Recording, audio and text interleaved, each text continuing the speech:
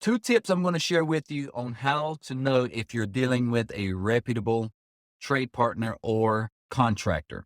I've got over 18 years in the design build experience building custom homes and commercial buildings.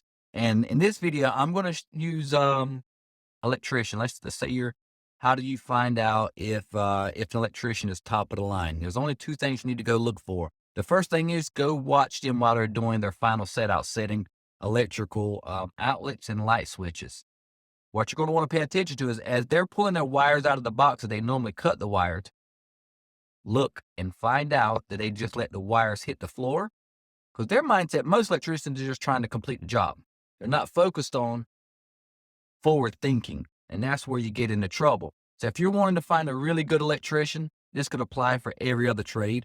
But I'll show you in other videos how you can look for painters, HVAC crews, and it follows kind of the same premise. If they're making sure they clean up that wire and they're not letting that wire hit the floor and their screws from their devices sit on the floor, if they're cleaning that up as they go, you better hire them. Those are some really high level guys. If they're doing the little stuff like that the right way, they can be trusted with doing the big stuff.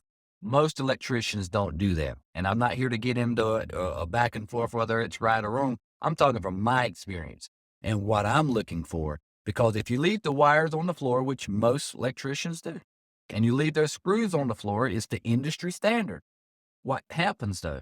You've got LVP flooring, you've got hardwood flooring, pre-finished hardwood floors. Chances are, if it's not the electrician themselves, it's the other trade folks that's walking in on those floors. And if that stuff's on the floors and not covered and protected, and even if it's covered and protected with screws and you walk on that stuff, it can still scratch the floors. And it's just one of my pet peeves.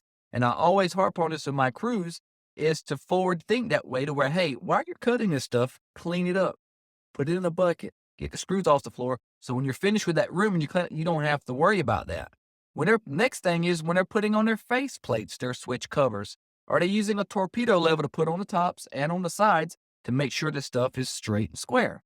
If you find electricians that does those two things, those are the electricians you want to hire if you want to hire a really high level electrician.